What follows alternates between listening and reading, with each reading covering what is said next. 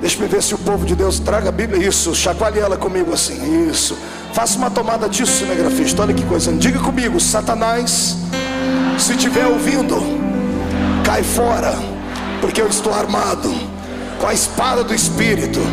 Ou sai da minha frente, ou eu te corto no meio, cão. Assim. Esse é o povo de Deus. Abra a sua Bíblia comigo sem perca de tempo. Segundo livro do profeta Samuel, capítulo de número 6, a partir do versículo de número 12. Glória a Deus. Capítulo de número 6, a partir do versículo de número 12. Glória a Deus. Quem encontrou, diga amém. Quem não encontrou, diga misericórdia. Eu espero você achar. Livro do profeta Samuel. É hoje. É hoje.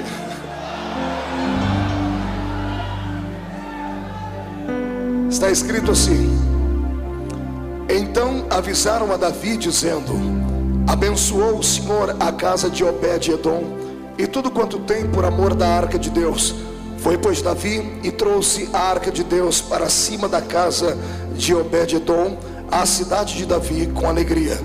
E sucedeu que quando os que levavam a arca do Senhor tinham dado 6 passos, sacrificava ele bois e carneiros cevados. E Davi saltava com todas as suas forças diante do Senhor. E estava Davi cingido de um éfode de linho. Assim subindo, levavam Davi a todo o Israel a arca do Senhor com júbilo e ao som das trombetas. E sucedeu que, entrando a arca do Senhor na cidade de Davi, Mical, filha de Saul, estava olhando pela janela, e vendo o rei Davi, que ia bailando e saltando diante do Senhor, ela o desprezou no seu coração. E introduzindo a arca do Senhor, a puseram no seu lugar na tenda de Davi, que Davi havia lhe armado. E ofereceu Davi holocaustos e ofertas pacíficas perante o Senhor. E acabando Davi de oferecer os holocaustos e ofertas pacíficas, abençoou o povo em nome do Senhor dos exércitos, e repartiu a todo o povo e a toda a multidão de Israel, desde os homens até as mulheres, a cada um bolo de pão, um bom pedaço de carne, um frasco de vinho. E então foi-se todo o povo, cada um para sua casa. E voltando Davi para abençoar a sua casa, Mical, filha de Saul, saiu a encontrar-se com Davi e disse: quão honrado foi o rei de Israel, descobrindo-se hoje aos olhos das servas dos seus servos, como sem vergonha se descobre qualquer dos vadios. Disse, porém, Davi a Mical: perante o Senhor, que me escolheu a mim antes do que a teu pai e a toda a sua casa, mandando-me que fosse chefe sobre todo o povo do Senhor, sobre Israel, perante o Senhor me tenho me alegrado. E ainda mais do que isto, me envelhecerei e me humilharei aos meus olhos, e das servas de quem falastes, delas serei honrado. E Mical, filha de Saul, não teve filhos até o dia da sua morte. Feche a Bíblia, coloque no banco, coloque na cadeira, pegue na mão da pessoa mais perfumada do seu lado. Isso, atravesse a faixa de Gaza, pegue na mão da pessoa que está do outro lado. E se não tiver ninguém aí tão perfumado assim, vai tendo paciência, né? Vamos orar para que o cheiro de Cristo desça sobre nós aqui hoje. Aperte a mão do seu irmão com carinho até ele falar aleluia. Pentecostal que não faz barulho está com defeito de fabricação, mas veio ao lugar certo, veio à olaria de Deus. O Senhor hoje vai te colocar em ritmo de aventura pentecostal. Feche os olhos e vamos orar. Pai das luzes, nós te glorificamos e te exaltamos. Te glorificamos porque o Senhor é eterno, o Senhor é grande. Não há nada e não há ninguém maior do que a sua presença. Estamos aqui nesta noite para honrar-te, para celebrar ao Senhor, para saltar e bailar perante o Deus que fez os céus e a terra. Eu gostaria que nesta noite, ó Pai, enquanto eu ministro a sua palavra, o seu povo se sinta na liberdade de tocar o seu coração com júbilo, com alegria. E antes que eu comece a ministrar a sua palavra, eu faço aqui os 2 pedidos que costumeiramente faço. O primeiro é esse, que ao redor da Assembleia de Deus do Bom Retiro, aqui em São Paulo, num raio de 5 quilômetros quadrados, Onde houver um demônio com espírito de bombeiro, eu dou a estes demônios 5 segundos para se mudarem da capital paulista, porque se não sumirem, serão queimados pelo poder da glória do Senhor, que vai trepidar sobre esta igreja. Eu ainda te faço, ó Deus, um segundo pedido. Se ainda tenho crédito no céu contigo como pregoeiro da sua palavra, abre a porta do seu palácio sobre esta igreja agora, e manda do céu para a terra uma comitiva angelical. Eu quero anjos da categoria dos serafins aqui, meu Pai. A palavra serafim significa aquele que arde em fogo. Portanto, eu quero 8 anjos de fogo aqui neste lugar agora, que eles comecem a esparramar brasas tiradas do seu altar, e onde houver um crente batizado com o Espírito Santo, renova ele agora.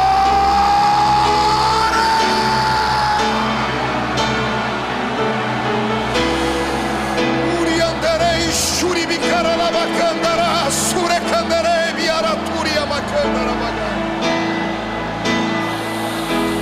nirenderele suri toroba shiribikandere korobalabaka ramanaga suri andarabaga dimandarabasu dimarashondarabase mandaraga surabaga surabaka.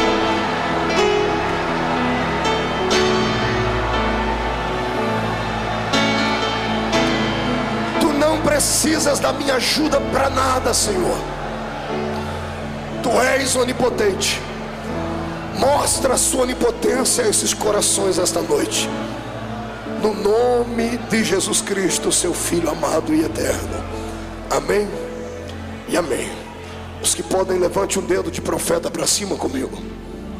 Aponte o dedo no nariz do seu irmão com respeito e diga para ele: escute aqui, cidadão. Este culto é o culto do povo mais louco de São Paulo. Aqui Deus tem liberdade. Então não se escandalize se você perceber que eu entrei no reteté de Jesus. Amém? Quem crê nisso, dê um grito de glória a Deus. Aplauda Jesus. Aleluia. Tome o seu assento. Glória a Deus.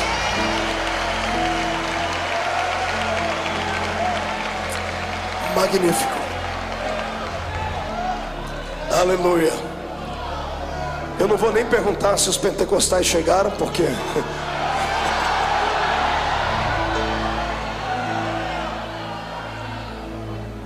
eu acredito que será tanta unção nessa noite, que se o diabo ficar rondando muito perto, ele vai acabar esquecendo que é diabo, e até ele vai dar glória a Deus com a gente aqui.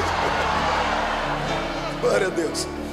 Santos, noiva do Cordeiro, amados em Cristo Jesus, simpatizantes da fé pentecostal, amigos do Evangelho, candidatos e eleitos, estamos aqui hoje diante de um texto lindo e maravilhoso, de um texto antigo, mas de um texto muito atualizado.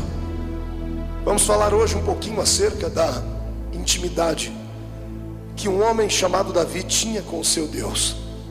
Muitas pessoas ficam sempre perguntando e perscrutando a vida das pessoas de sucesso para tentar aprender com elas como ter sucesso.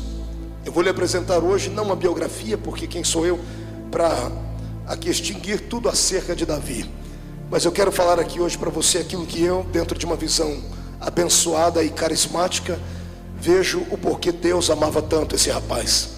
Davi era um homem que não era comum. O seu espírito era um espírito de adorador. Ele era o menor da sua casa diante dos olhos dos homens, mas diante de Deus ele era um grande guerreiro. Quando o profeta Samuel, imbuído pela missão de levantar um rei em Israel, um rei agora não escolhido por homens, mas escolhido por Deus, o Senhor deu a ele endereço: vá até a casa de Jessé o belemita, porque dentre os filhos dele tenho me provido de um rei. Quando Samuel, que já tinha experiências com Deus, já havia feito milagres, já havia condecorado homens com a unção de rei, ele entra pela casa do grande ou pequeno homem Jessé e observa que os filhos dele eram filhos bonitos, belos, aviltados, com porte atlético, verdadeiros guerreiros e soldados. E quando ele ficou encantado pela aparência física dos filhos de Jessé, quando ele queria verter o óleo da unção sobre a cabeça deles, todos conhecem a história, o Espírito Santo o reprovava e dizia: não é este. E ele salta para o outro e também o Espírito diz: não é este. E ele salta para o outro e o Espírito diz: também não é este. E quando ele fica vendido entre os pensamentos, ele olha e já não há mais filhos dentro da casa. E então ele olha para o pai e diz assim: porventura acabaram os mancebos na sua família? Terminaram seus filhos? O pai teve que se esforçar um pouquinho para se lembrar do pequeno menino que estava cheirando ovelhas no meio do pasto. O pai deve ter se lembrado e por dentro deve ter dado uma bela gargalhada. Eu tenho um filho, sim, é o menor de todos, tem um gentil aspecto. Alguns dizem que ele era ruivo. E ele fica lá no meio das ovelhas, mas ele não é muito certo da cabeça não, porque depois que ele termina de pastorear as ovelhas, ele fez um instrumento lá que ele chama de harpa. E ele começa a dedilhar aquilo e começa a cantar sozinho, olhando para o céu, como se fosse um louco, um fanático. Um dia eu espreitei e fui ver ele cantar, e ele cantava assim: o Senhor é o meu pastor e nada me faltará, deitar-me faz em verdes pastos e coisas assim. Ele não é muito certinho na cabeça não, é pequeno, não tem idade para reinar, não tem qualificações de soldado. E Samuel deve ter dado uma gargalhada por dentro, dizendo: poxa, eu trabalho para Deus há tanto tempo e acabei me esquecendo que o Deus que eu sirvo é um Deus de surpresas. Ele gosta de surpreender o ser humano, e mais do que isso, além de surpreender, o Deus de Israel é um Deus que gosta de desafios.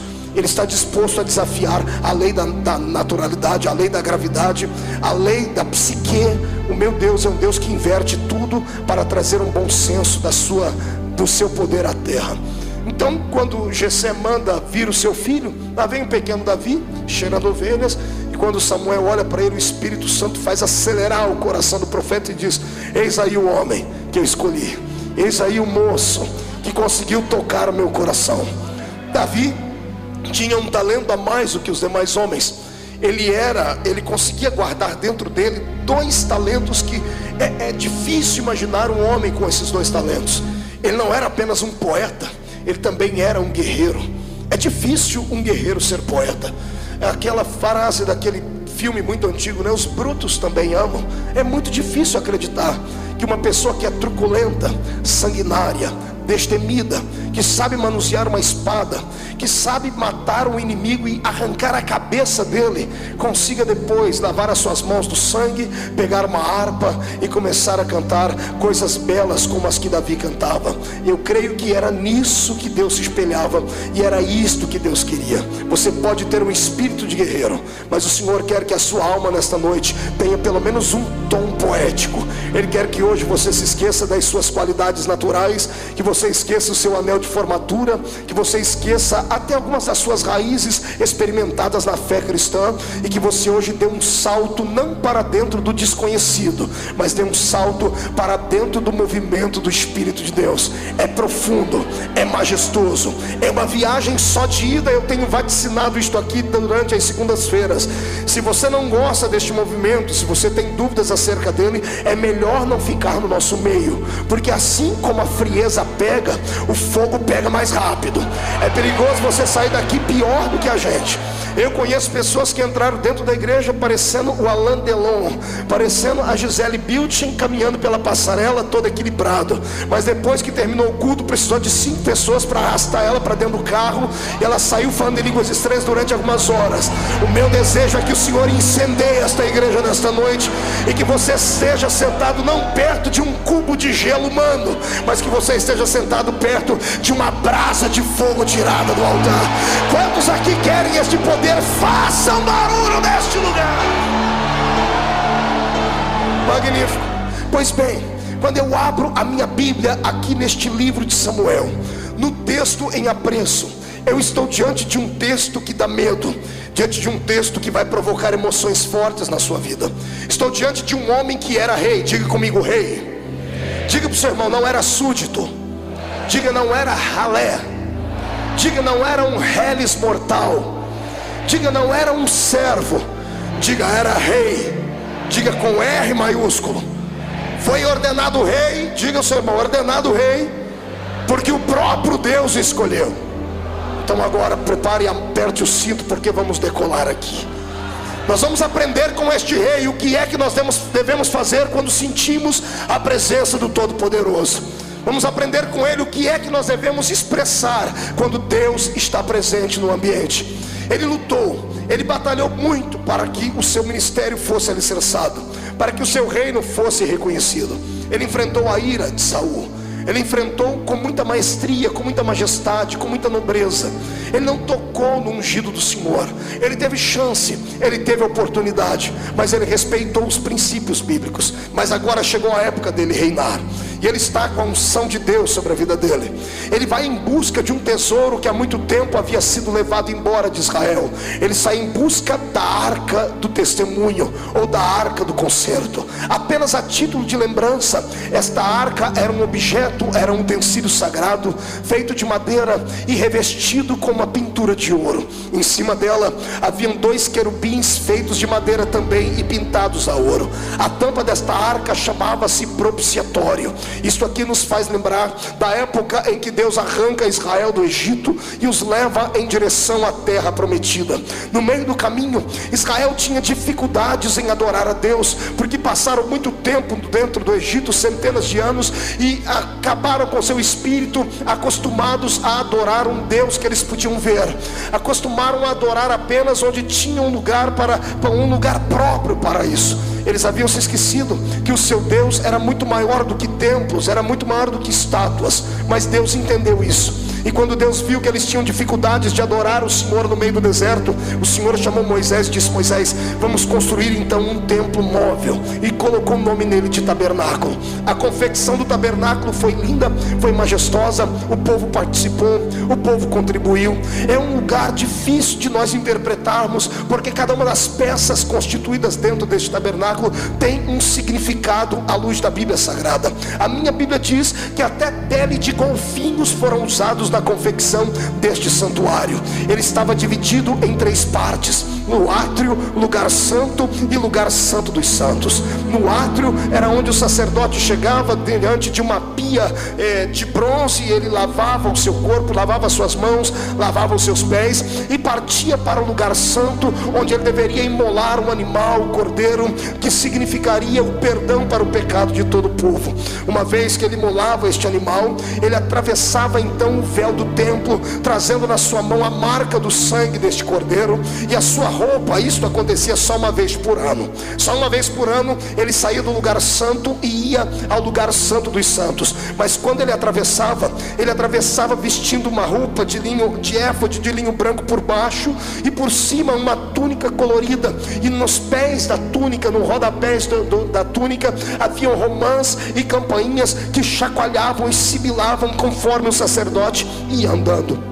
Uma vez por ano ele atravessava aquele véu do templo, que pesava 1 tonelada, e precisava de uma junta de bois para arrastá-lo. E quando ele entrava dentro daquele lugar, a nação de Israel toda ficava do lado de fora, observando e prontos para ouvir aquilo que Deus falaria, ou para ver aquilo que Deus faria. O sacerdote entrava com esta roupa diferente, com estas campainhas rodeando a sua roupa, exatamente por um significado. Se ele entrasse dentro daquele lugar e estivesse em pecado, ou Deus não recebesse o perdão do povo, ele seria sacrificado, ele acabaria morrendo. E como é que o povo sabia que o sacerdote estava vivo ou morto? E por causa dos barulhos que faziam as campainhas, que batiam entre as campainhas e as romãs. Conforme ele caminhava, o povo em silêncio ouvia e dizia: ainda há vida dentro do Santo dos Santos. Ele entrava, atravessava o véu do santuário, trazia o sangue do cordeiro imaculado nas suas mãos. Ele ia em volta desta arca do testemunho que ficava lá dentro. E onde estavam os querubins, as 4 pontas daquela tampa chamava-se propiciatório. Ele tinha que pegar o sangue e aspergir sobre as 4 pontas daquele altar. Conforme ele banhava as 4 pontas daquela arca, melhor dizendo, daquele propiciatório, santuário, ele deixava ali a marca do sangue do animal que era puro ou tido como puro, e ele erguia suas mãos para o céu e em silêncio orava, dizendo ao seu espírito: Deus, perdoa a nação de Israel. Duas coisas poderiam acontecer. Primeira, Deus poderia não receber o sacrifício e fulminar o sacerdote. Em outro texto diz que caminhava, quando ele entrava dentro daquele santuário, uma cordinha vinha amarrada à sua cintura e ficava pelo lado de fora, porque nenhum homem comum podia entrar dentro do santuário, no Santo dos Santos. Caso ele morresse e não houvesse vida, as pessoas o arrastariam para fora e passariam um ano inteiro atormentados, atribulados, com o coração pequenino e sentindo dores. Deus ficava em cima do Santo dos Santos, sentado na nuvem chamada Shekinah. Quando o sacerdote erguia as mãos com o sangue do animal para cima, o Senhor olhava para baixo e via que o propiciatório, que era a arca do testemunho, que falava da aliança que Deus havia feito com Israel, estava banhada com sangue. O Senhor já havia sentido o perfume do holocausto queimado no lugar santo. Então Deus ficava de pé naquela nuvem, estendia as mãos sobre aquele lugar, e a nuvem começava a trovejar, a nuvem começava a relampejar, porque a presença de Deus, ela vem através, é claro que de uma brisa, como na caverna de Elias, mas todas as vezes que ela vem trazendo vitória, ela vem em forma de relâmpagos e de trovões. Eu abro um parênteses para dizer que a fé pentecostal é alicerçada nisso. Quando temos um culto alegre e sentimos a presença de Deus, o Senhor começa a trovejar sobre nós a sua glória. O povo que estava do lado de fora, com temor, abaixavam-se e ficavam em silêncio, e quando a nuvem se levantava, o povo parava para ouvir se haveria algum barulho lá dentro, porque poderia ser que a nuvem deveria ter descido para matar o sacerdote. Então todas as pessoas atentas esticavam seu ouvido para ver se havia algum tipo de barulho. E depois que o sacerdote passava por aquela êxtase espiritual, imagine você estar dentro de um lugar fechado e a nuvem da glória de Deus descer sobre você naquele lugar. Depois que ele respirava e via que ele estava vivo, então ele começava a caminhar.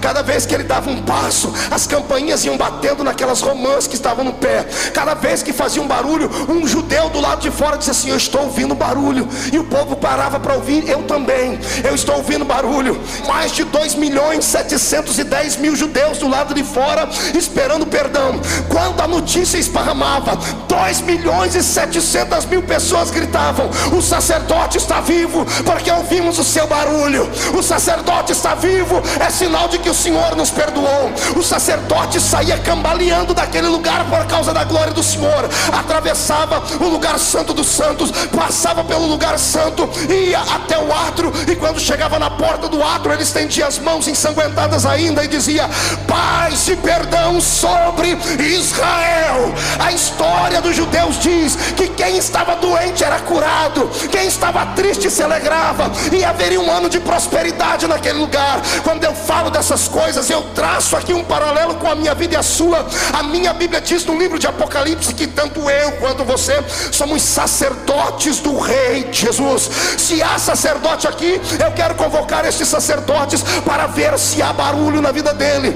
O que tem de sacerdote aí que a campainha não faz mais barulho, porque perdeu a intimidade, perdeu a comunhão, perdeu a experiência com Deus. Mas eu estou ouvindo sacerdotes que estão vivos, enquanto houver línguas estranhas nos seus lábios e brado de adoração na sua boca, Satanás vai ter que beijar a lona, porque a força desta igreja está no poder do seu Deus. Aleluia.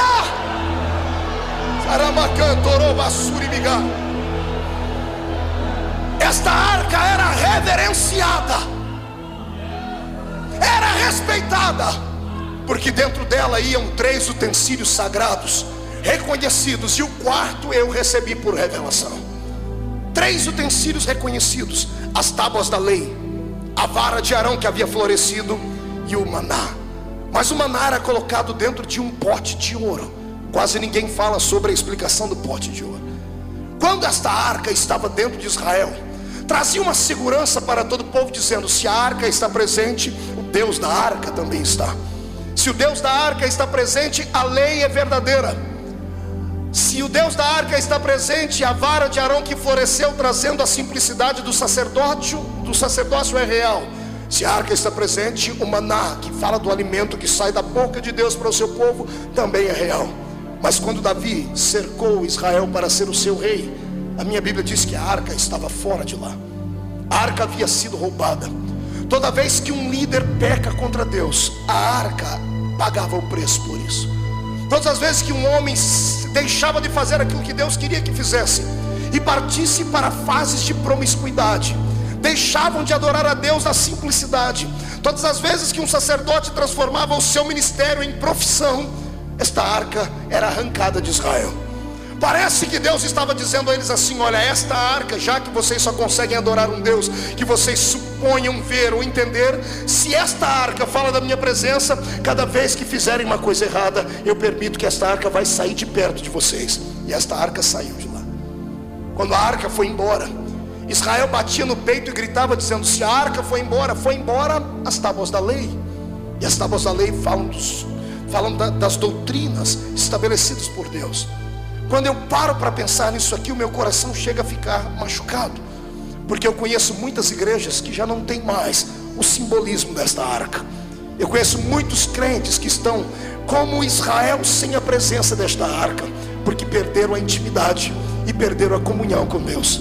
Perderam a comunhão com Deus porque fizeram das suas igrejas, dos seus púlpitos, das suas filosofias, um trampolim para crescerem diante dos homens. E esqueceram que este lugar não é apenas um lugar para se promover a existência humana. Este lugar é um lugar onde entramos para adorar a presença de Deus, a presença divina. Quando a arca vai embora as tábuas da lei.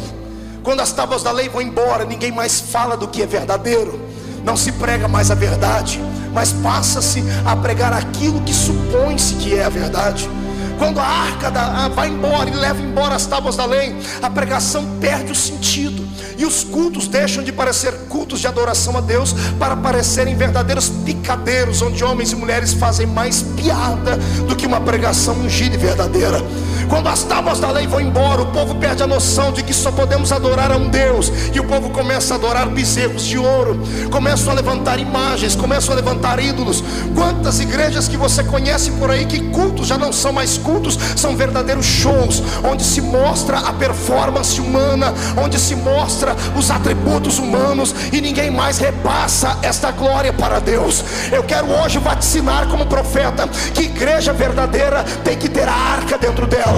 Se a arca está lá dentro, a palavra é pregada com veracidade, doa quem doer, custe a quem custar. Eu sei que falar a verdade às vezes incorre numa palavra em que você vai acabar perdendo pessoas que às vezes têm dinheiro, que às vezes têm influência, mas que não têm compromisso com Deus. E eu quero dizer a você que a igreja não é movida a anel de formatura, não é movida a milhares e milhares de reais. O Senhor prefere meia dúzia de viúvas dando dinheiro de órfão, dando R$1, mas cheias do Espírito Santo, alegres, agraciadas, do que pessoas descompromissadas com a verdade.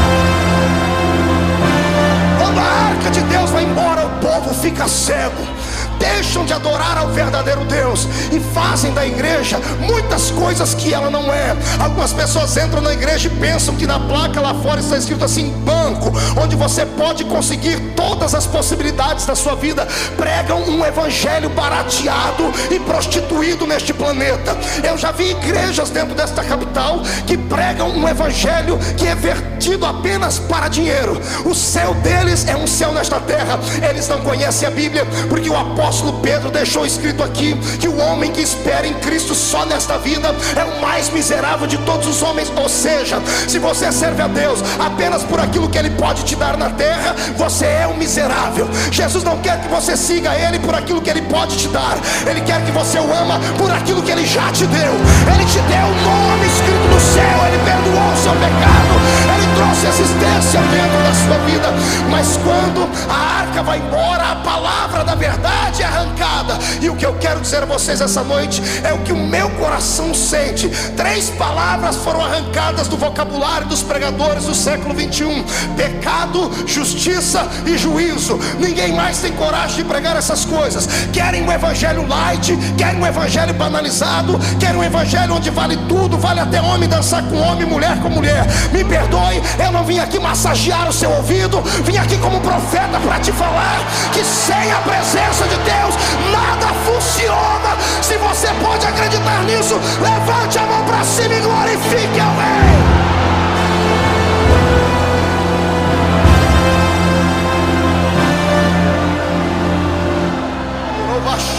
Cantorobas terramanagai, baraba toroba laba shemagai. E manere suricanda labagai. Levante as tuas mãos, Deus. Se o Senhor está nesta mensagem, quer que eu continue ela, porque é pesada, meu Pai. Eu preciso sentir a sua presença aqui. Onde houver um crente que carece ouvir e tem coragem de ouvir, está disposto a ouvir, enche ele de poder agora. Agora!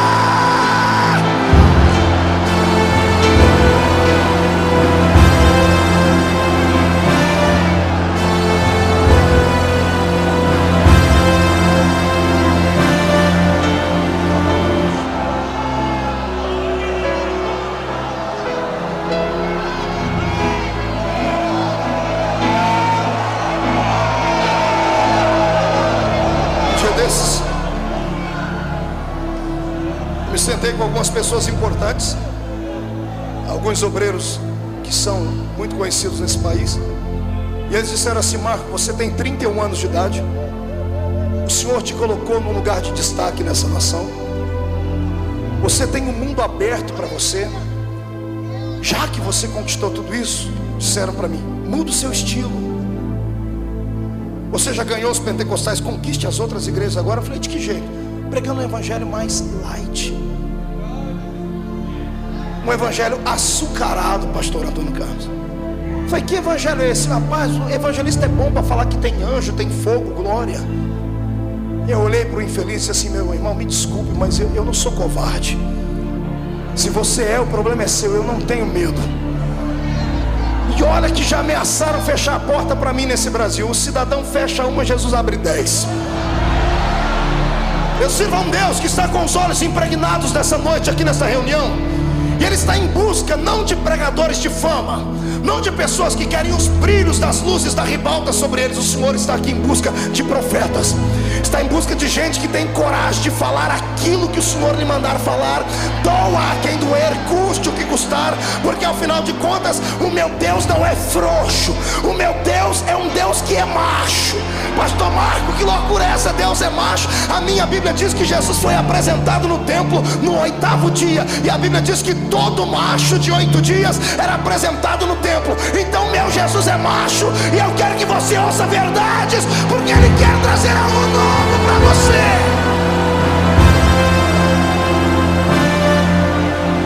Quando vai embora a arca, vai embora as tábuas da lei. Junto com as tábuas da lei, vai embora a vara de Arão que floresceu, que fala da simplicidade da fé. Hoje a situação é tão melindrosa que nós temos os grupos dentro da igreja. Nós temos a igreja para elite, temos a igreja para classe média, temos a igreja para ralé. Alguns grupos, alguns não podem entrar, são clãs fechados. E eu não consigo enxergar isso na Bíblia Sagrada. A minha Bíblia diz que todos eram um em Cristo. Talvez seja por isso que o Espírito Santo tem dificuldade de operar numa igreja como a nossa. Você já percebeu? Um dali sente a presença, de lá não. O dali, qual falta virar cambalhota, o outro está com o nariz comprido, feio, parecendo que foi batizado num pó de vinagre. Sabe por quê? Os pensamentos não batem. Eu sou um apologista da fé pentecostal, pago um preço por isso, mas eu amo. E o que tem de gente que atribui essa fé pentecostal só à pobreza? Eles acham que só igreja pobre, pastor Rubinho, faz barulho. Eles acham que só gente que só tem 2 dentes na boca, um para doer e o outro para abrir garrafa, é que sente a presença de Deus. Eles acham que é só gente que usa chinelinha havaiana que pode entrar na presença do Pai. Eu quero dizer a esses infelizes que não conhecem a Bíblia Sagrada, que o Espírito Santo, Ele opera onde há um coração aberto. Se você for doutor e deixar Ele vai entrar e vai fazer um auê na sua existência também. O que o Espírito busca são pessoas sensíveis. Sabe o que é sensibilidade? Sensibilidade não é algo que se tem ou que se conquista aqui. Sensibilidade é algo que se conquista aqui. O Senhor quer hoje tomar o seu coração na mão dEle, porque Ele quer devolver para você a glória que te foi levada, a glória que te foi roubada, a glória que te foi vilipendiada. O Senhor quer devolver à igreja os talentos do passado. Mas para isso nós temos que batalhar para a arca voltar. Mas como se não há simplicidade entre nós? Se a nossa fé está sendo vituperada, se a nossa fé tem sido de certa forma banalizada, como nós podemos amar a Cristo sabendo que nós fazemos uma distinção entre homens e homens dentro da igreja, entre irmãos e irmãos? Eu já vi isso, cansei de ver isso. Chega uma pessoa para cumprimentar um pastor, ou um grande pregador, ou um cantor, enquanto a pessoa não se identifica, é aquela paz do Senhor fria e morna. Quando a pessoa diz: olha, eu sou doutor, fala, muda a história. Só dá falta dobrar o joelho para a pessoa dizer assim: olha, você é um rei. O que eu quero que você entenda é isto: o meu Cristo não faz acepção de pessoas. Ele não vê diferença na vestimenta, ele não vê diferença no intelecto. Para ele pouco importa se você é rico, se é poliglota, se é escritor, se é fazendeiro, se é um grande empresário. Para ele pouco importa se você desceu aqui no heliporto com seu helicóptero, ou se você entrou aqui usando um skate ou veio de chinela havaiana. Deus não olha para a sua aparência. Na questão do espírito, ele olha por dentro. Ele vê dentro de você o que é que tem, o que é que atrai a presença dele. Quando eu olho para essa história, eu vejo Davi em busca desta arca, que além de levar embora as tábuas da lei, além de levar embora a vara de Arão que havia florescido, além de levar embora o maná, que simbolizava uma palavra revelada, a dependência de Deus. Quando eu olho para o maná, eu me emociono, porque o povo estava no deserto com fome. Não tinha padaria suficiente para dar pão a eles, não tinha uma cozinha suficiente para fazer comida a eles. Então eles dependiam de Deus para comer, eles dependiam de Deus para sobreviver. E quando eles diziam: Deus, estamos com fome, o Senhor pegava os anjos do céu e assava maná e mandava na mesa deles. Por que é que o maná foi guardado dentro da arca? Porque fala de uma época em que o povo era dependente de Deus. Olha para o seu irmão e diga: dependência. Não grite no ouvido dele, diga: dependência. Não estou satisfeito, levante a mão direita para cima, agarre o ombro da pessoa do seu lado, tira ela do lugar até ela ficar irritada, chacoalha ela, diga para ela: dependência, entendeu?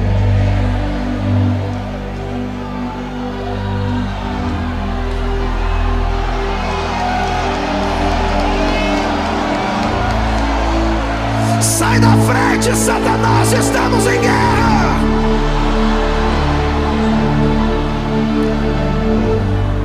O meu Deus sentia saudades do seu Israel, que ficava não esmolando, mas dizia: papai, manda comida para mim.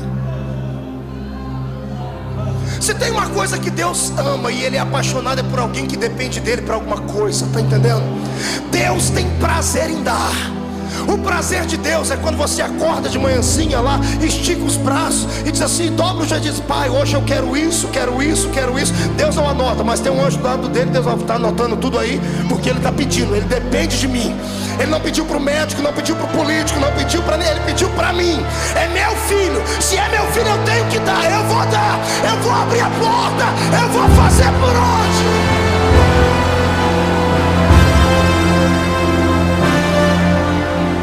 Quando a arca vai embora a dependência. Tiramos a dependência da vertical, colocamos a dependência na horizontal.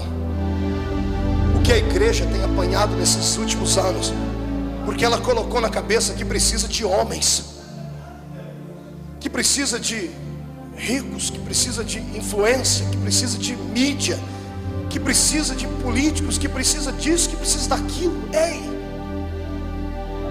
A dependência da igreja é o Senhor. Se você voltar a depender de Deus como você dependia no começo da sua fé, a sua vida vai dar um giro de 180 graus.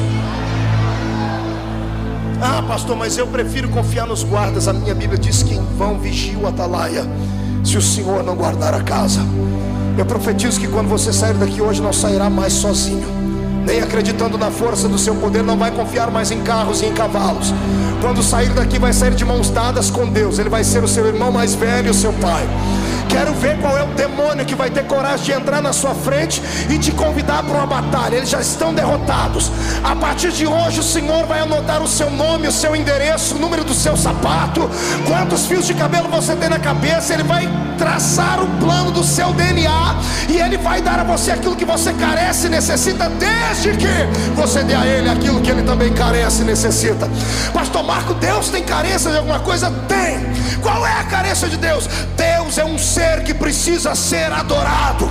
Deus é um ser que precisa ser reverenciado. Quer tocar Deus? Não precisa jejuar 30, 40, 50 dias. Quer tocar Deus? O meu Deus não é igual a sua apodrecida, ou desculpe, a sua parecida, meu amigo, que para você agradá-la tem que colocar uma cruz nos ombros e caminhar 1 milhão de quilômetros. Não, para agradar a Deus você não precisa de sangue de galinha preta, de urucubaca, de trevo de 4 folhas, de milho debaixo do joelho. Para adorar a Deus você precisa apenas ter coragem de ficar de pé num culto como esse e dar um grito de glória para adorá-lo.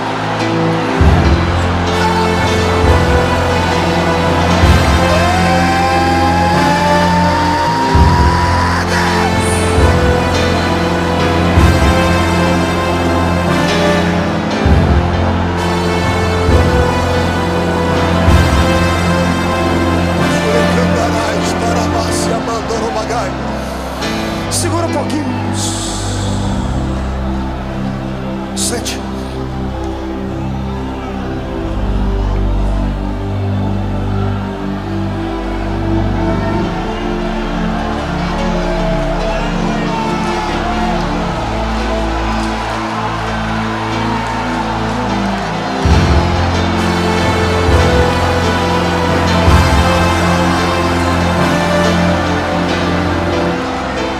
Não se assuste não, é a unção que estava em Davi, está descendo aqui.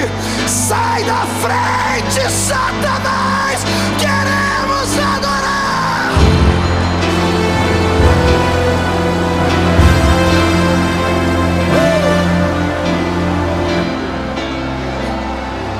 Deus é lindo. Escute, quando eu era recém-casado, quando a minha primeira filha nasceu, Karen, nós morávamos numa casinha muito pequena. E eu era jovem obreiro do Senhor. E a minha casa era pequena, tinha um quarto, uma sala e uma cozinha. Eu era jovem obreiro, dedicado. Então eu sentava lá na minha sala e passava o dia estudando a Bíblia, procurando recursos e subsídios para poder pregar. Minha esposa ficava na área de serviço, que era a cozinha e a varanda, lá onde ela lavava roupa e fazia as coisas. E Karen dormia no quarto, então eu ficava no meio. De 5 em 5 minutos a minha mulher passava por mim assim, por trás, ia lá no quarto, fazia alguma coisa e voltava. Ela fez uma vez, tudo bem, 2, 3, depois da 4ª vez eu já fiquei irritado, porque tirava toda a minha atenção, não conseguia estudar.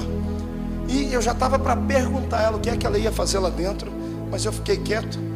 Porque Paulo diz que é para a gente entender as mulheres, né, irmão? Porque mulher é diferente. É sério. Chega na hora de sair para o trabalho, chega na hora de sair para uma festa, você já trocou, já está pronto, faz 5 horas. Você só escuta grito lá dentro do quarto. Você entra lá dentro, ela está olhando para o guarda-roupa, tem 100 vestidos, mas ela não está vendo nada. Ela diz, não tem nada para vestir hoje. Então tem que entender, né? Paulo diz para entender as mulheres. Daqui a pouco eu estou lá estudando, eu já estava quase passando as nuvens, né? Estudando, a minha filhinha deu um grito dentro do quarto, irmão, aprontou um berreiro. Ué! Aquele negócio de desespero, pentecostal desde o berço. Deu aquele grito. Quando ela deu aquele grito, eu olhei para cá e fez outro barulho de cá, eu olhei, só vi uma vassoura voando por cima. E a minha mulher, ela parecia um super-homem. Uma mulher maravilha, melhor, né? Ela ergueu o peito e saiu correndo por detrás. Eu falei, que essa mulher? Morreu alguém. Eu saí correndo atrás dela. E ela tirou aquela cortininha do berço, minha filhinha gritando no berço. Ela catou minha filhinha, botou no ombro, no colo e fez 2 gingadinhas com ela. Cantou Nana Nenê. Ela dormiu, colocou no berço. Minha mulher saiu como se tivesse feito um grande feito. De fato ela fez, né? Mas ela saiu perto de mim como dizendo assim, eu tenho um poder que você não tem. fez assim para mim. E eu saí, sentei lá e estou estudando. E eu dizendo: Deus, o Senhor não me dá nenhuma mensagem para pregar. O Senhor falou: filho, eu já te dei a mensagem. Não deu, Senhor, eu estou procurando. Ei, eu trabalho não com forma, eu trabalho com formas. Você não viu o que aconteceu com a sua esposa? Eu falei: vi, então, está ali. A mensagem da noite é aquela. Eu falei: qual? Filho, enquanto os meus filhos ficam quietos, eu fico, só passo por perto e olho e vou embora. Agora quando eles resolvem gritar, eu paro o que estou fazendo e cato eles no meu colo, seguro eles aqui, ó. Está entendendo isso? Você entendeu isso? Quer chamar a atenção de Deus hoje? Então dá um grito aí para o inferno inteiro ser abalado,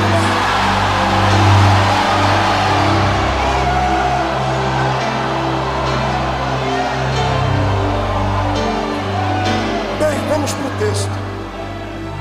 Esta arca, que era majestosa e falava da presença de Deus em Israel, havia sido roubada. Anos a fio longe de Israel. E Davi, quando foi entronizado como rei, teve coragem de ir até onde esta arca estava e trazê-la de volta para Israel. E ele conseguiu, depois de uma grande batalha, ele trouxe a arca para Israel. Só que no meio do caminho, lá não devia ter telefone celular, né? Mas tinha outra coisa que chamava molecular. Tinha um moleque que saía correndo para contar as coisas. Era o que levava o correio. Davi chegou: avisa Mical que eu consegui a arca e eu estou voltando para casa. O moleque vai correndo. Daqui a pouco ele recebe outra notícia de Mical e ele volta. Davi, a rainha mandou dizer que ela vai preparar uma festa de pompa, uma festa de gala, uma festa digna de um grande rei. Tá aí, ela falou, ela deu as coordenadas aqui: o senhor tem que vestir a roupa de rei, colocar a sua coroa, preparar os seus guerreiros aí, todos eles têm que estar limpos, perfumados, todos eles bem vestidos. Os portas-bandeiras vão na frente, alguns vão segurando a arca, vão assim, tudo bem formado, tudo bem, porque ela está convidando generais de todo Israel para assistir esta festividade solene. Imagina Davi dizendo: eu não sou bom com esse negócio, eu sou da roça. Mas ela é filha de príncipe, filha de rei, princesa, tem cheio desses negócios de não me toques. Davi recebeu a ordem e ele colocou a roupa de rei, colocou a coroa. Seus cavaleiros estavam todos belos. Pela primeira vez na vida tomaram banho, os abençoados. Depois você lê lá sobre a caverna de Adulão, você vai ver quem eram os guerreiros dele. Então ele entrando dentro de Israel, porta-bandeira segurando a bandeira lá em cima, a arca vai na frente. Quando a arca passa pelos portões de Jerusalém, o rei que estava em cima da arca, lá dentro as pessoas vestindo roupas brancas, com folhinhas na mão, abanando. Um grupo bem bonitinho cantando uma música dos anos 50, dos Beatles. Estão num canto ali cantando alguma coisa. Tá todo mundo ali, a rainha está em cima da sacada da janela, olhando, dizendo assim: que lindo, ficou tudo perfeito. A festa vai ficar na memória, vai sair nas manchetes dos jornais. A festa mais organizada do Oriente. Quando Davi passa pela fortaleza de Jerusalém, e ele olha para aquela arca, ele tira o olhar da arca e olha para o povo. E quando ele olha para o povo, ele sente o que Deus sentia. Ele vê que aquele povo precisava não de um rei, não precisavam de glamour nem de festa, eles precisavam da presença de Deus. A arca era o símbolo da presença de Deus. Quando Davi viu a arca entrando por dentro dos portões de Jerusalém, ele lembrou de todas as histórias que contaram para ele, que sacerdotes com a arca dos ombros pisaram dentro de um rio e o rio se abriu.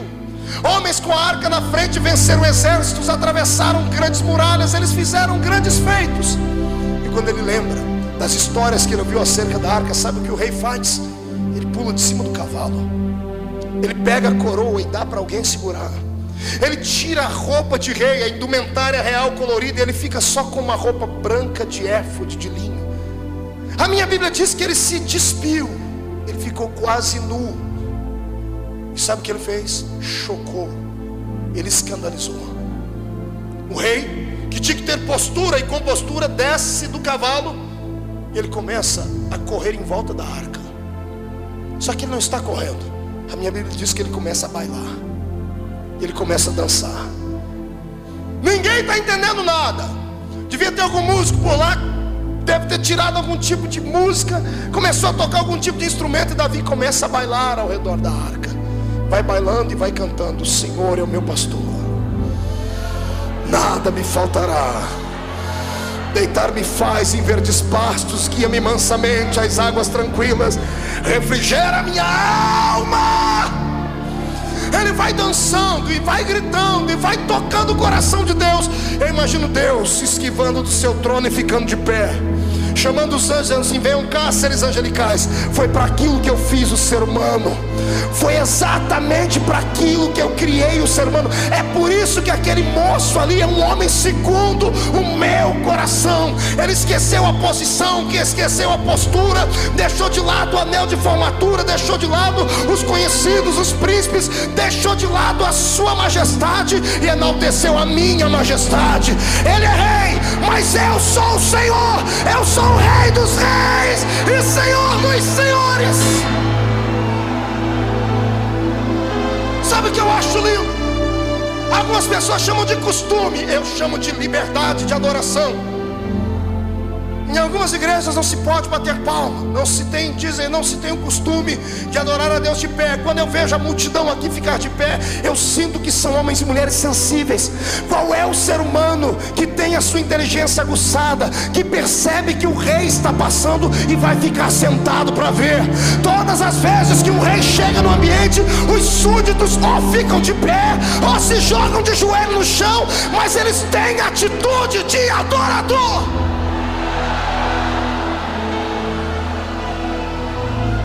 Brasileiro precisa aprender a adorar. E vou mais longe, o assembleiano precisa aprender a adorar. Precisamos aprender a dar a Deus aquilo que pertence a Ele. Não tem nada a ver com costume, tem a ver com necessidade da alma. Eu não salto e não grito porque quero. Você não acha que quando eu vejo as minhas fitas, raras vezes que vejo, eu não fico morrendo de vergonha dos golpes de Kung Fu que eu dou quando eu estou pregando? Você não acha? Ei, eu tenho brilho no rosto. Quando eu vejo esses gritos que a minha goela chega até a balançar assim, você acha que eu não sinto vergonha? Mas é que no momento, neste momento, eu estou tendo uma experiência transcendental. Eu tenho alguém do meu lado que é maestro de coral desde que a eternidade foi criada. Eu tenho alguém dentro de mim que sabe o que toca o coração de Deus. E se Deus quer que você o adore, por gentileza, não leve para casa a adoração. Eu te convido a fazer um teste. Isso, eu sei que você tem vergonha, você não tem coragem. Eu te convido hoje a soltar o esqueleto na presença de Deus. Eu te convido, faz um teste, joga o paletó de lado, esquece a gravata só por um momento e deixa o Espírito pegar na sua mão e vamos dançar para Deus, vamos celebrar, vamos adorar.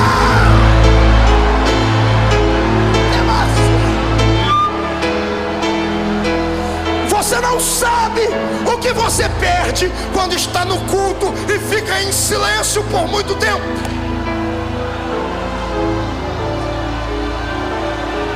Nossa!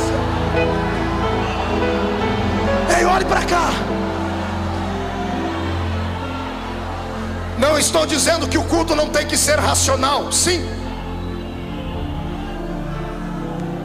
tem que ser racional. Tem que ter equilíbrio, tem que ter ética. Mas o equilíbrio e a ética do Espírito são diferentes da nossa. Está entendendo? É uma questão de sobrevivência. A própria ciência diz que a pessoa que é mais alegre, que é extrovertida e expansiva, ela vive melhor. A ciência também prova que pessoas introvertidas, fechadas, acabrunhadas, com o coração endurecido, de personalidade muito forte, se criar um câncer dentro dela, o câncer tem mais facilidade de corroer as demais células por causa do estado de espírito dela. Pentecoste não é uma doutrina de loucos. Pentecoste é um bálsamo de Gileade para o espírito. Está entendendo isso? Uma vez eu preguei na África. Eu participei de um culto inesquecível. Haviam mais de 3.000 pessoas sentadas no chão. Não tinha teto. O muro da igreja era caindo aos pedaços e o povo sentado no chão batido de terra. O pastor conseguiu organizar um evento muito lindo. Ele conseguiu um microfone que era ligado numa bateria de carro, numa caixinha de som que era ligado numa bateria de carro. Era lindo. Eu falava aleluia e o povo entendia glória a Deus lá atrás. A metade da pregação, pastor Antônio, o povo falava em línguas, porque achava que eu estava falando em línguas, mas não é, misturava tudo. Era uma benção. Só que eu me recordo muito bem que ele pediu para que se levantasse um coral de mulheres para cantar.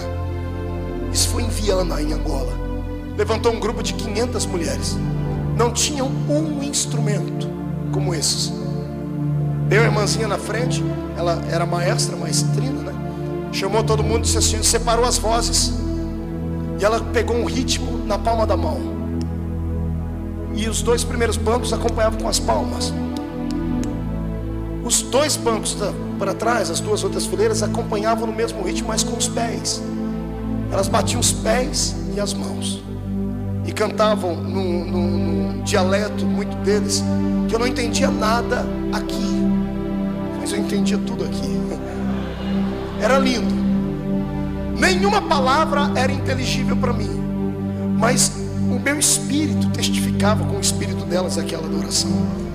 Naquele dia, sabe o que eu fiz? Eu queria me esconder debaixo do banco, porque como bom assembleiano, quantas vezes não preguei que a gente não pode bater palma e nem pular, porque isso não tem ética, porque isso ofende, porque Deus não é surdo. Nós não precisamos fazer auê, a reunião tem que ser sacra. Naquele dia eu vi pessoas que estavam dando para Deus tudo que tinham.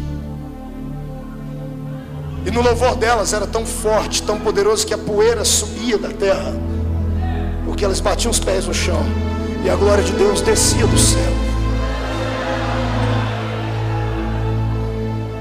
Eu me lembro de um homem sentado num canto, com a perna toda enrolada e torta. Foi a primeira vez que eu vi um milagre extraordinário. Ele sentado próximo ao púlpito, ele via as irmãs baterem os pés, e ele com a perna enrolada para trás, ele chorava e gritava: Deus, eu queria ter pés para poder te adorar. Aquilo me chocou. Eu chorei, eu disse: Deus, eu tenho pés, eu tenho mãos. E às vezes vou para um culto e pareço um manequim de vitrine de terno. Às vezes pareço mais um apresentador do que um adorador. Vocês estão entendendo isso? Isso aqui não é um lugar onde você vem só ouvir. Aqui é um lugar onde você vem para dar. Se você não sabe o que é adoração, eu tenho pena de você. É por isso que você é acabrunhado, entristecido, frio e fraco. É por isso que tudo para você tem que ser dentro da razão. É por isso que o seu espírito sofre tanto. Você vive à base de remédios. É por isso que você entra aqui e não entende nada, e fica aí por dentro se corroendo. O olho não consegue ter uma lágrima. Aqui não chora, mas quando está em casa assistindo o Titanic e o Leonardo DiCaprio morre afogado, ai! Aí na igreja vem com essa pintura abençoada aí no rosto, que parece que esticaram você inteirinha. Parece que passou numa funilaria e fez uma recalchutagem. Aí entra, tem tanta plástica e tanta massa que não pode nem rir. Fica assim. Aí quando vai chorar, pega um lencinho e faz assim. Inibe o Espírito de Deus de operar. Eu quero te convocar hoje. Saia daqui amarrotado, saia daqui borrado, saia daqui despenteado, mas saia daqui cheio da graça. Saia daqui feliz, alegre. Você tem um poder dentro de você que você não sabe a amplitude dele. Você tem uma autoridade guardada dentro de você, pentecostal, que você não conhece aquilo que tem. É como uma criança que tem uma arma de fogo na mão e não sabe o potencial dela. Pode acontecer uma miséria. Se você começar hoje a pedir a Deus para treinar o seu espírito e te ensinar o que é o poder pentecostal, você vai continuar caminhando com os pés na terra, mas a sua mente vai estar estacionada do lado do trono de Deus. Você vai começar a ver aquilo que os olhos não viram, a sentir aquilo que o coração não sentiu. Eu quero te convidar hoje para você deixar de ser natural. Satanás vai ter que beijar a lona, porque isso não é mérito da terra, é um dom que veio do céu e você tem ele. Então libera.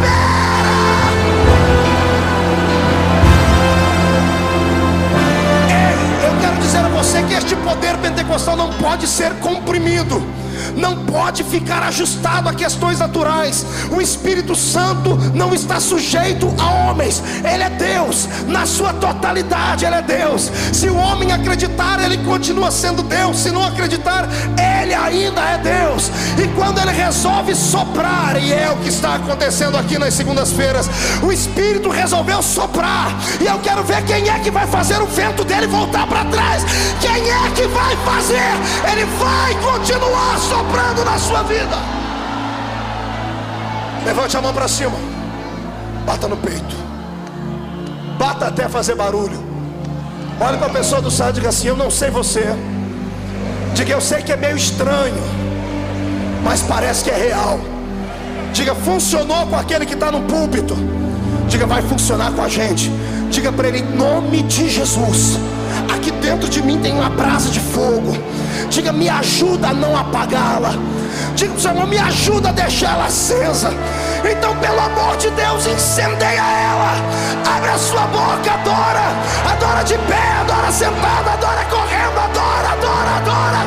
Deixa Ele te tomar.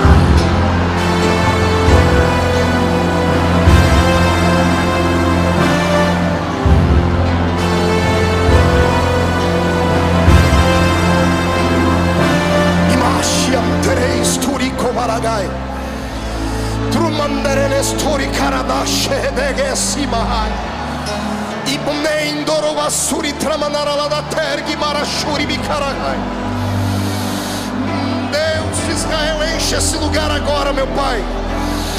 Enche cada centímetro deste ambiente com a sua presença. Senhor, traz a sua Shekinah aqui. Comece a trovejar a sua unção. Onde houver alguém que não fale em línguas, que seja batizado agora. Que fale em línguas agora. Agora, agora, agora.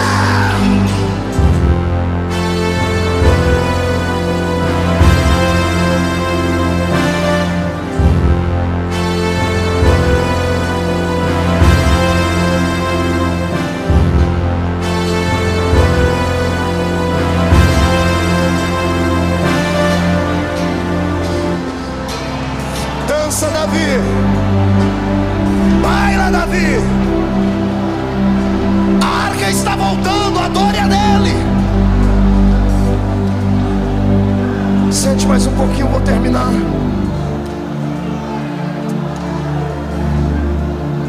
Maragashi, Antorobagai.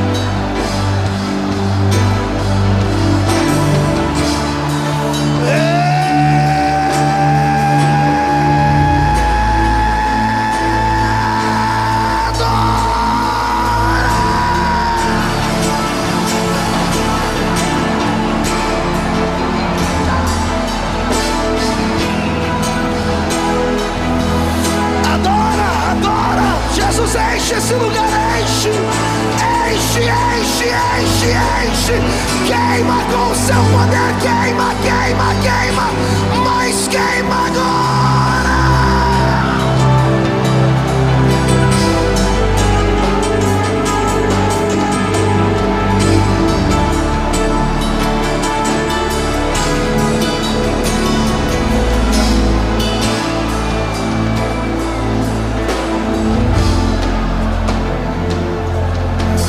Segura um pouquinho e olhe para cá. E quando alguém te acusar de emocionalismo barato,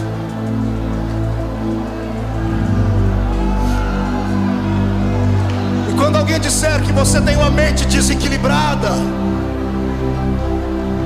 fique em silêncio. Lembre-se que dentro das suas veias não corre um fio elétrico, corre sangue. Você não tem uma bateria aqui do lado esquerdo, você tem um coração. E se for de pedra, a minha Bíblia diz que o Senhor vai arrancá-lo e vai te dar um coração de carne.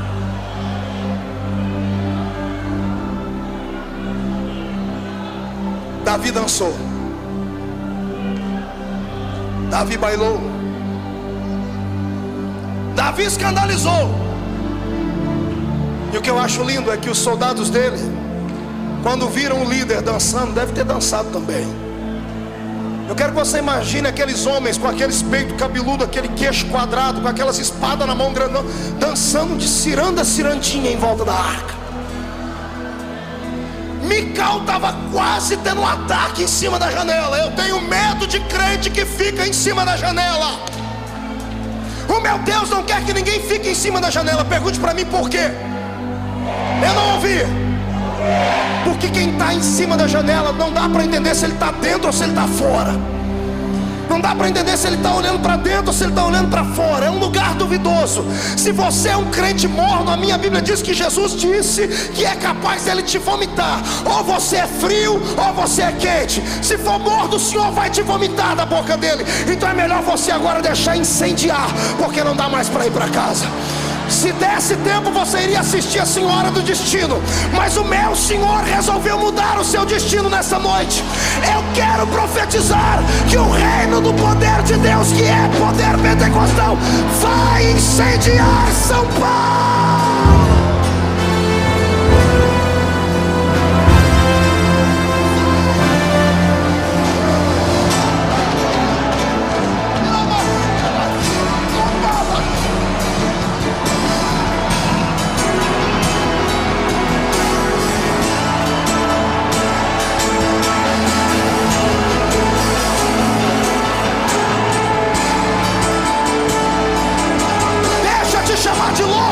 De chamar quadrado, eu quero é que você adore a Deus.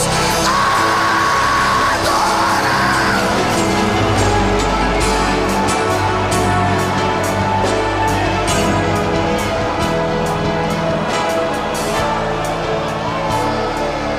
Fique de pé, agarre a mão do seu irmão.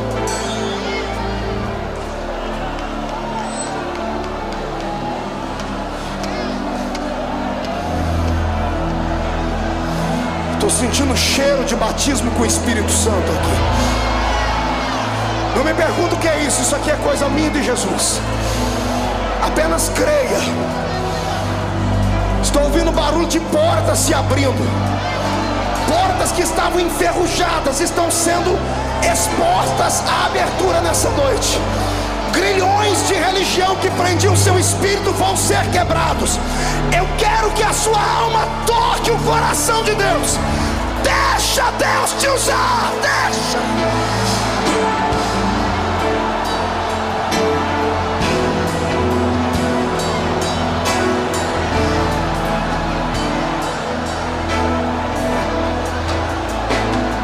Pegue na mão do seu irmão e olhe para mim.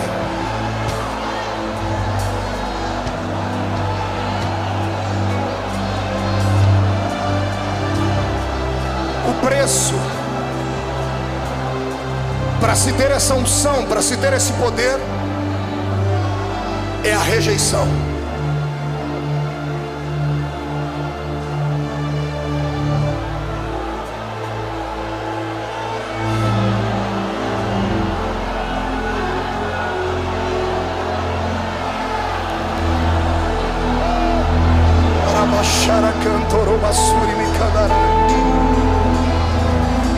Olhe para cá. Aperte a mão do irmão e segure. Olhe para mim. O preço desta comunhão, o preço deste louvor, é exatamente a rejeição. Por que é que os homens rejeitam este movimento? Não rejeitam porque querem, rejeitam porque estão sem saber, sem tomar conhecimento, a serviço do próprio diabo. O único que não suporta este tipo de louvor é Satanás. O diabo sabe que nas danças, que no louvor, que nas músicas há poder. Quem já foi em terreiro de macumba sabe o que eu estou falando. Lá não tem silêncio, não tem trégua. No terreiro de macumba não tem bandeira branca para Deus. Eles dançam, eles bailam, fazem barulho, urram. E por que aqui na igreja nós temos que esfriar?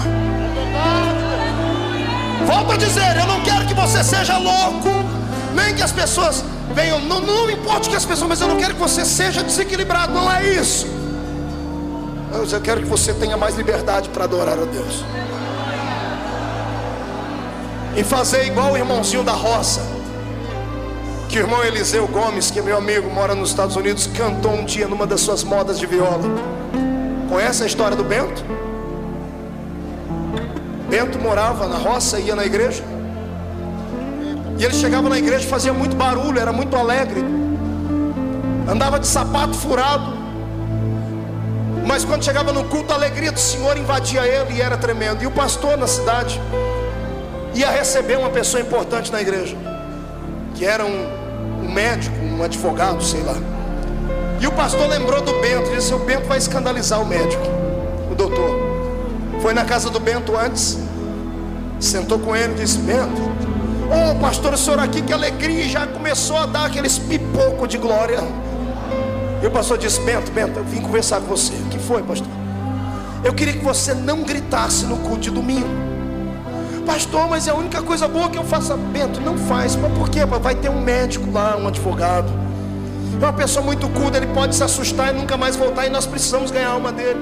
Mas pastor, Bento, a gente faz um negócio. O pastor olhou para o pé dele, um sapato furado, e disse assim: olha, eu te dou uma botina, te dou um par de botina sola de pneu novinha. Se você ficar até o fim do culto em silêncio, sem dar os seus gritos, eu te dou a botina. Combinado? Pastor, eu quero uma botina. Então, combinado? Combinado. Foi para o culto. O doutor chegou, e chegou também os crentes alegres. E o pastor pregou uma mensagem até light, mas o espírito dentro era alegre demais. Quando o pastor dava aquelas mensagens, aqueles jargões de fé, o Bento ia gritar, ele lembrava da botina, ele segurava no banco. Outra pessoa ia cantar, o pastor olhava para o Bento. Quando o Bento ia gritar, o pastor apontava para o pé e dizia: botina, botina. Quando faltou 10 minutos para acabar o culto, as favas com botina. Bento deu um pulo para cima, deu um grito e disse: glória a Deus, com botina ou sem botina? Glória a Deus!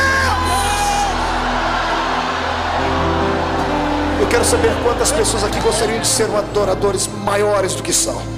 Gostariam de saber tocar e cantar as melodias das notas musicais que os anjos cantam. Gente que gostaria de poder tocar a Deus com danças, com saltos, com alaridos, com gritos. Gente que nessa noite está disposto a tudo, até a ser chamado de louco, de desequilibrado, de fanático. Gente que quer adorar o seu Deus porque acredita que a arca está voltando para sua casa, para sua família, está voltando para sua igreja. Eu profetizo que algumas labaredas vão sair daqui hoje e vão incendiar a igreja deles. A partir desta noite haverá uma remoção de todo o entulho que há lá, e o Senhor vai derramar uma unção de projetos de glória naquele lugar. Se eu tenho aqui gente que quer ser mais adorador do que é, sai do seu lugar e venha ficar em pé aqui perto de mim nesse lugar. Eita Deus,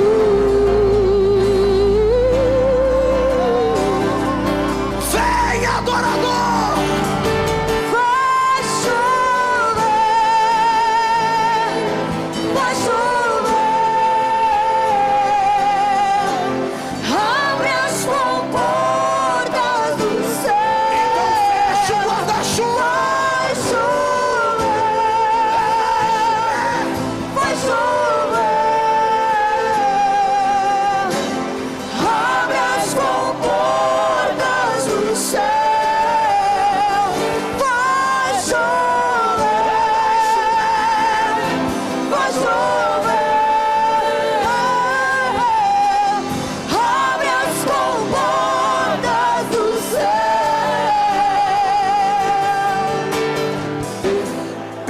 Do seu irmão, pegue no braço da sua irmã. Não é na mão, é no braço mesmo.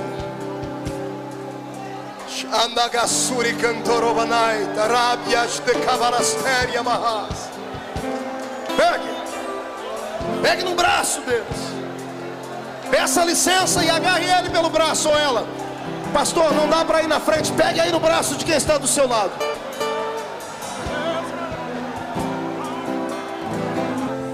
Eu disse a Jesus que eu gostaria que nessa noite acontecesse aqui nessa igreja, na mesma intensidade do que aconteceu lá no cenáculo no dia de Pentecoste. Eu pedi a Deus que Ele derramasse sobre esta igreja hoje uma unção de fogo e glória, mas uma unção que será inquestionável.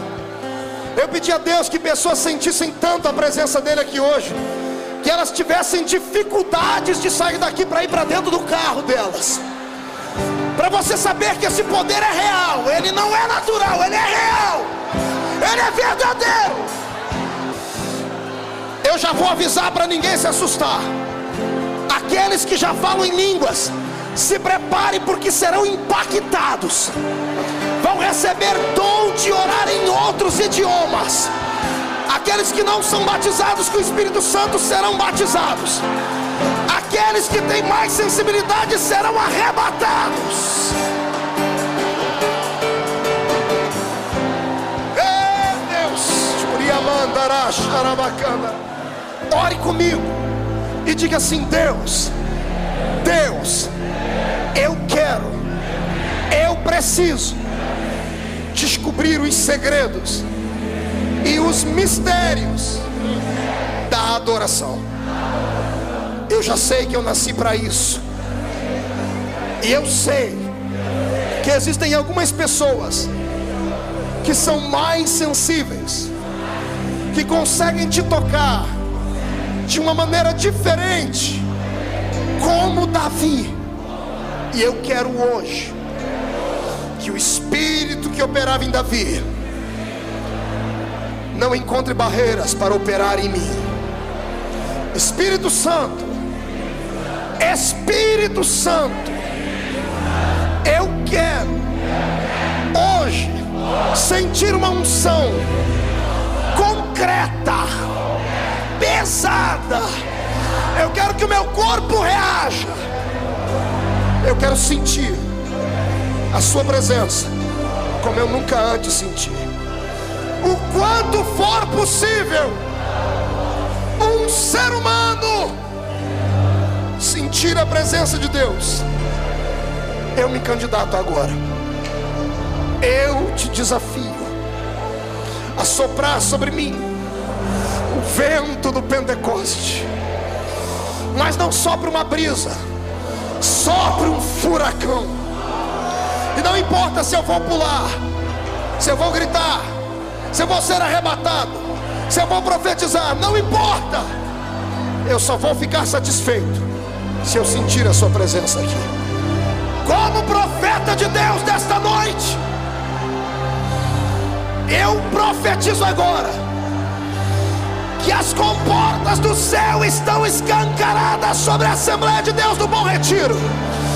E onde houver um crente que deseja que ele receba poder até ficar embriagado, agora,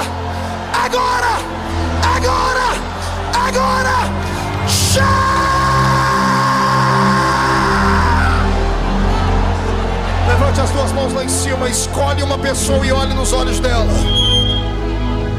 Olhe nos olhos de alguém, com as mãos para cima, não toque nela ainda.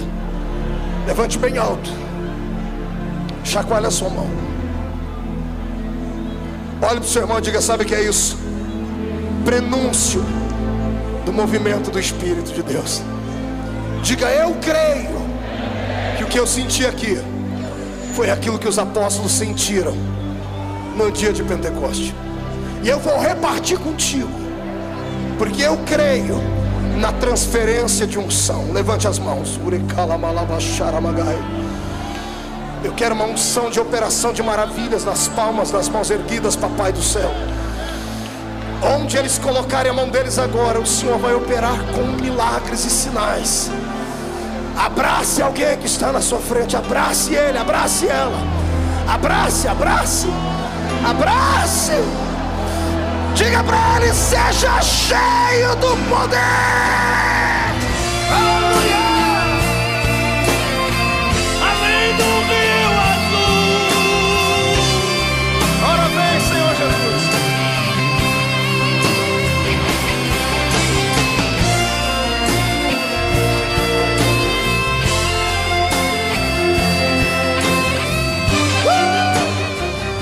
vai te batizar com o Espírito Santo antes de chegar em casa. 1,5. A arca está voltando para dentro da sua família. 2. A sua igreja será renovada como nunca antes. 2,5. São Paulo vai fumegar. 3. Joga no chão, pisa em cima.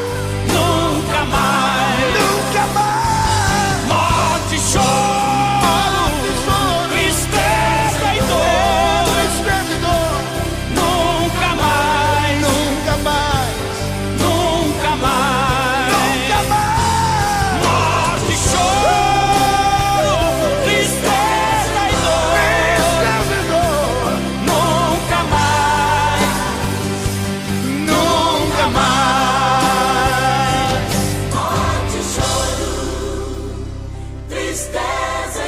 Marco Feliciano, um dia nós estaremos além do Rio Azul, meu irmão. Nós sabemos em quem temos crido. Sabemos sim, Carlos. Nos veremos além do Rio Azul. Glória a Deus.